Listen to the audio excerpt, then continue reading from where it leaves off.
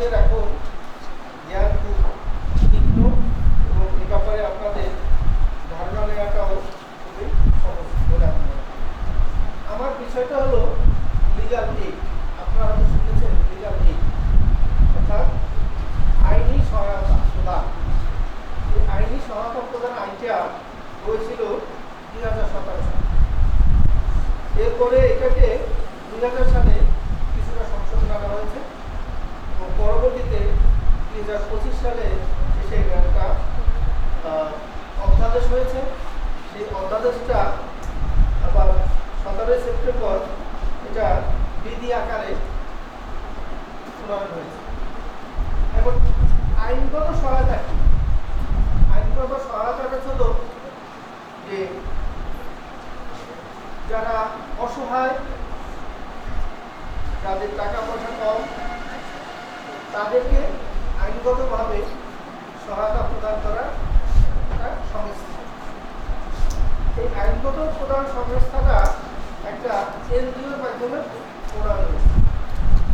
পরবর্তীতে আমরা এটা একটা আমাদের বিশেষ করে আইনগত সহায়তা হলো পারিবারিক আদালতে যে মামলাগুলি হয় সেই মামলাগুলি সমাধানে আইনগত সহায়তা হিসাবে আমরা জেনে আসছি। এখন পারিবারিক কি কি মামলা হয় আমাদের দেশে? যৌতুক হয়, আমাদের দেশে হয় ডিভোর্সের ব্যাপারটা হয়, দেনমোহরের এবং বাচ্চার কাস্টডি। এই তিনটার বিষয়ের উপরে আইনগত সহায়তা কাজ করতে হবে। এখন এই আইনগত সহায়তা কি সে সম্পর্কে আমি একটু বলতে চাই। আর্থিকভাবে অসচ্ছল, সহায় সম্বলহীন এবং নানাবিধ আর্থসামাজিক কারণে বিচার প্রাপ্তিতে অসমর্থ বিচার প্রার্থীকে সাহায্য সহায়তা প্রদান করার সংস্থার নামই হলো এই আর্থিক সহায়তা প্রদান আইন। এখন এটা কারা করে থাকেন? এটা করতে একজন সহকারী জজ আন্ডারে এই আর্থিক সহায়তা প্রদান আইনটা করতে হয়ে থাকে। কিন্তু পরবর্তীতে দেখা গেল যে এই যে মধ্যস্থতার কথাটা আমরা বলছি, এটা আমাদের দেশের দেওয়ানি আদালতে এটা অধিভুক্ত হয়েছে। তার আন্ডারেও আমরা এই মধ্যস্থতা করতে পারি। এখন এই আর্থিক আইনগত সহায়তা যদি পেতে হয় আমাদের, তাহলে কি করতে হবে? আমাদের যিনি বিচার প্রার্থী তাকে লিগাল এই একটা অফিস আছে, সেখানে গিয়ে একটা আবেদন ফর্ম আছে, সেই ফর্মটা ফিল আপ করে তার যে বক্তব্য সেটা ওখানে সংক্ষেপে লিখে দিলে পরে একটা মামলার নাম্বার করবে। সেই মামলার নাম্বার অনুযায়ী বিচার প্রার্থী যারা আছে তারা যাবেন এবং বিচারক বিরোধী অপর পক্ষকে যার বিরুদ্ধে করা হয়েছে তাকে নোটিশ দিবেন। নোটিশ দিলে পরে দুই পক্ষকে শুনে তারপরে উনি বিচার দিবেন। এখন বিচার প্রার্থী বলতে কি?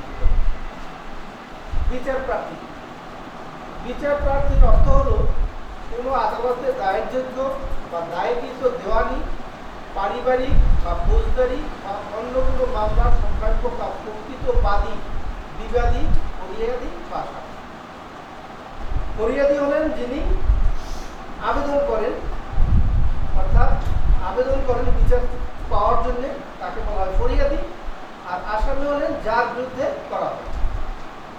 এখন এই মধ্যস্থতা রাখি, আগে আমাদের মধ্যস্থতা সম্পর্কে ধারণা যদি না থাকে তাহলে আমরা মধ্যস্থতা চাইতে পারবো না।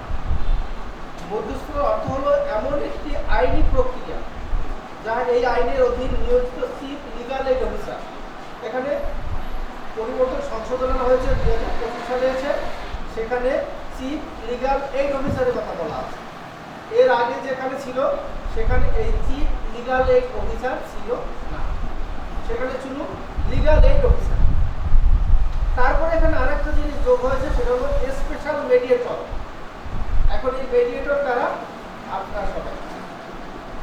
আপনারা সবাই মেডিয়েটর হয়ে যাচ্ছেন, আপনারাও এর বিচার করতে পারবেন, যা আমাদের সভাপতি আমাদের মডারেটর সাহেব আপনাদেরকে একটু আগে বলেছেন। আপনাদের এখানে 3-4 জন ছাত্রী যারা আছেন তারা ওটা করে বক্তৃতা করেছেন।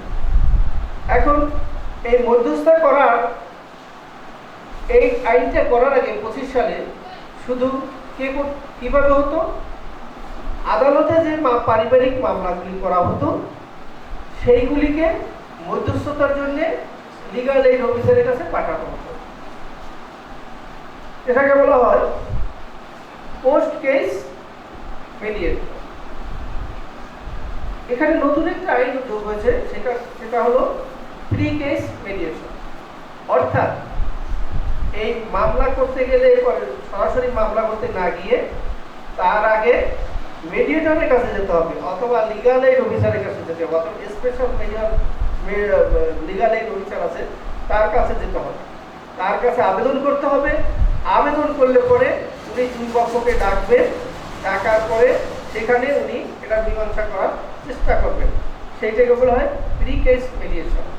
তাহলে প্রি কেস মেডিয়েশনটা যদি আমরা গ্রহণ করতে পারি বা এই সুযোগটা আমরা নিতে পারি, তাহলে আমাদের কি লাভ আছে?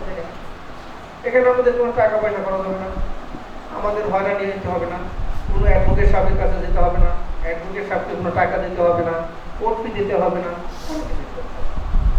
আমরা আমাদের চাহিদাটা, আমাদের যে বিচার প্রার্থনা, আমরা যে বিচারটা দিতে যাচ্ছি সেটা আমরা মামলা করার আগে শেষ করতে পারি। এখন এই প্রি কেস মেডিয়েশনটা যদি না হয়, আপনাদের মনে প্রশ্ন উঠতে পারে, যদি প্রি কেস মেডিয়েশনে আমরা সমাধান করতে না পারি তাহলে কি হবে? প্রি কেস মেডিয়েশন যদি শেষ না হয়, আমরা যদি এখানে সমাধানে না আসতে পারি, তখন আপনারা কোর্টে গিয়ে মামলা করতে পারবেন।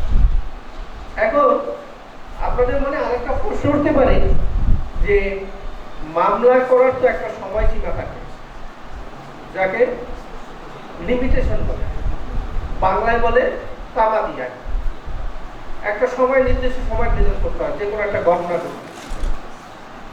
সেই জন্যে যদি এই প্রি কেস মেডিয়েশনের সমাধান না হয়, তবে আপনারা বিজ্ঞ আদালতে যেতে পারবেন। সেক্ষেত্রে আপনাদের যে সময়টা নষ্ট হবে সেই সময়টা আর কাউন্ট করা হবে না। এখন মধ্যস্থতাকারী বলতে কে বুঝেছে? অর্থ চিফ লিগ্যাল এইড অফিসার বা ক্ষেত্র মতো স্পেশাল মেডিয়েটর এবং অতিরিক্ত চিফ লিগ্যাল এইড অফিসার 2025 সালে অ্যাড হয়েছে। এখানে যারা মেডিয়েশন ট্রেনিং করবেন তারা স্পেশাল মেডিয়েটর হবেন এবং তারাও এই মামলায় মধ্যস্থতা করতে পারবেন। সেজন্য আমাদের কিছু মেডিয়েশন সেন্টার হতে যাচ্ছে। আপনারা পূর্বে শুনেছেন, আমাদের অ্যাডভোকেট নওশাদ সাহেব বলেছেন যে এখানে একটা মেডিয়েশন সেন্টার হবে। আর একটা সেন্টার আমাদের নওগাঁতে পাহাড়পুর, নাম শুনেছেন, পাহাড়পুরে একটা তৈরি হতে যাচ্ছে। এইভাবে সারা বাংলাদেশে আমরা আস্তে আস্তে আগাবো। এখন স্পেশাল মেডিয়েটর, এখন এই যে মেডিয়েশন পরিচালনা করার জন্য এই লিগ্যাল এইড প্লাস মেডিয়েশন পরিচালনা করতে একটা বোর্ড প্রয়োজন আছে। এর আগে কোনো বোর্ড ছিল না। যেমন আপনাদের এই স্কুলটা পরিচালনা করার জন্য একটা কমিটি আছে, পরিচালনা কমিটি বলা হয়, তাই না? সেখানে একজন সভাপতি থাকে, সহসভাপতি থাকে, কয়েকজন মেম্বার থাকে, তারা এখানে কোনো সমস্যার সৃষ্টি হলে এটা সমাধান করে। কিন্তু আগে এই মেডিয়েশন, এই যে লিগ্যাল এইডের কাজ করার জন্য বা আইনি সহায়তা প্রদান করার জন্য কোনো কমিটি ছিল। এখন দেখা যায় যে একটা কমিটি, এই নতুন আইন 2025-এ একটা কমিটি সৃষ্টি হয়েছে। সেই কমিটিতে অনেক লোক আছে এবং খুব বিজ্ঞ এবং বড় বড় অফিসার তারা আছেন। আমি একটু তাদের বলে যাই কারা কারা থাকবেন সেখানে আইন বিচার ও সংসদ বিষয়ক মন্ত্রণালয়ের মাননীয় মন্ত্রী অথবা উপদেষ্টা, যেমন এখন উপদেষ্টা আছেন যিনি বোর্ডের চেয়ারম্যান হবেন। তারপরে জাতীয় সংসদের স্পিকার, 2 জন সংসদ সদস্য, স্পিকার কর্তৃক 2 জন সংসদ সদস্য মনোনীত হবে, এটা স্পিকার নিয়োগ করে দেবেন। বাংলাদেশের অ্যাটর্নি জেনারেলের নাম আমরা শুনেছেন হয়তো, যিনি সুপ্রিম কোর্টের অর্থাৎ সারা বাংলাদেশের যিনি প্রধান আইন কর্মকর্তা অ্যাডভোকেটের ভিতর থেকে নিয়োজিত হন তাকে অ্যাটর্নি জেনারেল বলা হয়, উনি থাকবেন। সচিব জনপ্রশাসন মন্ত্রণালয়, সচিব আইন ও বিচার বিভাগের থেকে, সচিব অর্থ বিভাগ থেকে, কারণ টাকা পয়সার প্রয়োজন আছে সেই জন্য অর্থ বিভাগ থেকে ওনাকে রাখা হয়েছে। সচিব জননিরাপত্তা বিভাগ, এই যে একটু আগে বলা হয়েছে আপনারা এখানে কাজ করবেন, আপনাদের নিরাপত্তার দরকার আছে, যেমন আমাদের ওসি সাহেব আসছেন, আপনাদের ভয় থাকতে পারে, আমাদেরও ভয় থাকতে পারে, সেই জন্য জননিরাপত্তা অর্থাৎ যারা আমাদেরকে নিরাপত্তা দিবেন ওনাদেরকেও এখানে রাখা হয়েছে আমাদের নিরাপত্তার জন্য। তারপরে সচিব সমাজ কল্যাণ মন্ত্রণালয়, সচিব তথ্য সম্প্রচার। এখন আমরা যদি এই বিচার করি, আপনারা করলেন, তাহলে এটা তো প্রচার করতে হবে। এখন তো আমাদের একটা প্রচার নাই, রেডিওতে বা টেলিভিশনে এগুলো আমাদের দেখায়, এই যে আজকে আমরা অনুষ্ঠানটা করবো, আমাদের টেলিভিশনে কিন্তু দেখাবে না। সুতরাং যখন এইটা কার্যকর করার জন্য, টেলিভিশনে প্রচার করার জন্য, কারণ প্রচারেই প্রসার, একটা কথা আছে প্রচারেই প্রসার, সেই জন্য এখানে তথ্য সম্প্রচার মন্ত্রণালয়কে রাখা হয়েছে, অর্থাৎ বাংলাদেশ টেলিভিশন রেডিও তারা ওখানে এটাও থাকবে। Registrar general Bangladesh supreme court, তারপরে মহাপুলিশ পরিদর্শক আইজি বলা হয়, আইজি থাকবেন। মহাকারা পরিদর্শক জেলার প্রধান জেলা উনিও থাকবেন, যাতে জেলে গেলেও আমাদের সব ভালো পরামর্শ দিতে পারে। Vice chairman Bangladesh bar council আছে, আমরা যারা অ্যাডভোকেট আছি আমাদের একটা অফিস আছে, সবাই একটা অফিস আছে, যেমন আপনাদের এই স্কুলটা, এইভাবে আমাদেরও একটা স্কুল আছে যেটাকে বলা হয় বার কাউন্সিল, যার মাধ্যমে অ্যাডভোকেট নিয়োজিত হয়। সেখানে আমরা আমাদের একটা নাম্বারও থাকে, সেই নাম্বার অনুযায়ী আমরা সারা বাংলাদেশে প্র্যাকটিস করতে পারি। সভাপতি বাংলাদেশ সুপ্রিম কোর্ট আইনজীবী সমিতি, চেয়ারম্যান জাতীয় মহিলা সংস্থা। এখন এখানে তো যে মামলাগুলি করা হবে তো মহিলাদের মামলায় পেয়েছেন, মহিলা বিষয়, এই জন্য মহিলা বিষয়ের সংস্থা আছে একটা, সেই সংস্থার যিনি প্রধান চেয়ারম্যান তাকেও রাখা হয়েছে। সরকার কর্তৃক মনোনীত আইন ও অধিকার সম্পর্কিত বেসরকারি সংস্থা 3 জন প্রতিনিধি, এটা হলো এনজিও থেকে 3 জন প্রতিনিধি থাকবে। আর হলো সরকার কর্তৃক নারী সংস্থা হইতে মনোনীত 3 জন প্রতিনিধি, নারী সংস্থা আছে অনেক বেসরকারি, সেখান থেকেও থাকবে। নির্বাহী পরিচালক জাতীয় আইনগত সহায়তা প্রদান সংস্থা, যিনি সদস্য সচিব হইবেন। তো এখন এতজন লোক নিয়ে একটা কমিটি হবে।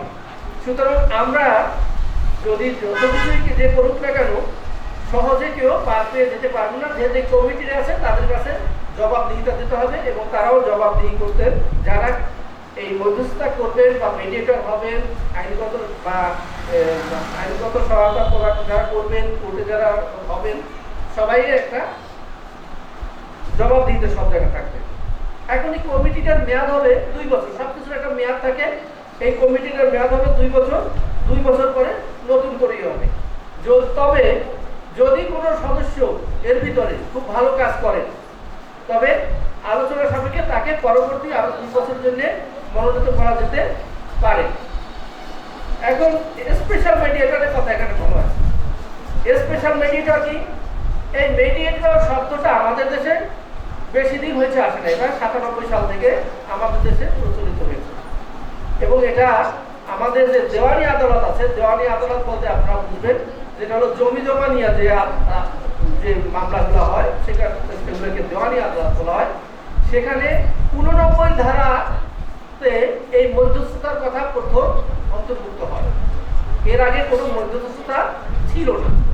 এখনো মামলা করার পরে, দেওয়ানি মামলা করার পরে যখন নোটিশ সভার মধ্যে সার্ভ হয়, তারপরে মামলাটা যখন সাক্ষীতে নিয়ে যাবে তার আগে একটা ডেট, 2-3টা ডেট থাকে 89 ধারা অনুযায়ী, অর্থাৎ জাজ সাহেব দুই পক্ষের উকিল সাহেবদেরকে এই মামলাটা যাতে সমাধান করতে পারে সহজে, সেই জন্য দুই পক্ষকে বলেন এবং সেই জন্য সময় দেন, মিনিমাম 2 মাস সময় দেন এটা করার জন্য। বাট আমাদের দুঃখের বিষয় অদ্যাবধি আমরা একটা মামলা মধ্যস্থতা করতে পারি নাই, সব মামলাই প্রসিদ্ধ হয়েছে। এখন স্পেশাল মেডিয়েটর ইনভাইট হবেন স্পেশাল মিডিয়েটর আইনের অধীনে স্পেশাল মিডিয়েটর হিসেবে কার্যক্রম পরিচালনার জন্য সংস্থা সরকারের পূর্বক্রমে অবসরপ্রাপ্ত জেলা জজ কি হবে? অবসরপ্রাপ্ত জেলা জজ। উনি কিভাবে নির্বাচিত হবেন? এই যে সরকারের পূর্ব অনুমোদন নিতে হবে। এই যে একটা বডির কথা বললাম, একটা কমিটির কথা বললাম, সেখান থেকে নিয়োজিত হবে। মধ্যস্থতা বিষয়ে যারা অভিজ্ঞ, অর্থাৎ আপনাদের ভিতর থেকে মধ্যস্থতা হতে পারে। তারপর যারা আমরা মেডিয়েটর হিসাবে যারা ট্রেনিং করতেছি, আমাদেরকে যেতে পারে। এবং এই মেডিয়েটর যারা, এরাই হলো স্পেশাল মেডিয়েটর। ওনারা এই মেডিয়েশন কাজটা করবেন। এখন